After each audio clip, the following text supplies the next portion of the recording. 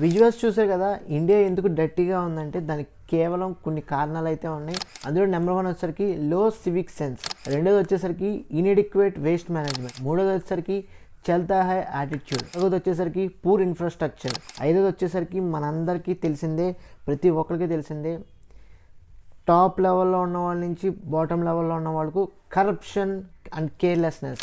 ఈ top 5 reasons వల్ల India ఇప్పటి వరకు కూడా డెవలప్ విషయంలో కానీ, క్లీన్లీనెస్ విషయంలో కానీ, నెంబర్ 1 ర్యాంకింగ్ విషయంలో కానీ ఏమాత్రం కూడా కేర్ చేయట్లేదు. సో అదొక మెయిన్ రీజన్. దీనికి ఏదైనా సొల్యూషన్స్ లేవా అంటే ఎస్ ఉన్నాయి. పీపుల్ యొక్క మైండ్ సెట్ అనేది స్ట్రాంగ్గా వాళ్ళ యొక్క ఇంటెన్సివ్ లెవెల్లో చేంజ్ చేసుకోగలిగితే డెఫినెట్గా మార్పులు అయితే చూస్తాం. రెండోది వచ్చేసరికి ఎవరికి వాళ్ళు ఇండివిజువల్గా వేస్ట్ మేనేజ్మెంట్ని వాళ్ళు సొంతంగా సిస్టమ్స్ని ఏర్పాటు చేసుకోవాలి.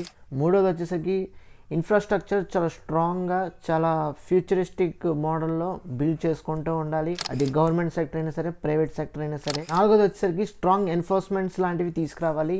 ఎందుకంటే ఎక్కడైనా తప్పు జరిగితే వెంటనే లా ఎన్ఫోర్స్మెంట్ లేదనుకుంటే లా సంబంధించిన ఆఫీసర్స్ ఎవరైనా సరే వెంటనే వాళ్ళ మీద యాక్షన్ తీసుకునే విధంగా ఉండాలి.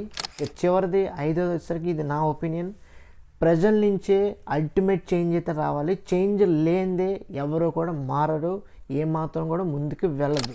సో దీన్ని బట్టి ఓవరాల్గా మీరేమనుకుంటున్నాడు కింద కామెంట్ సెక్షన్లో అయితే డెఫినెట్లీ కామెంట్ చేయండి.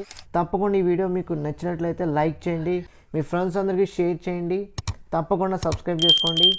Thanks for watching.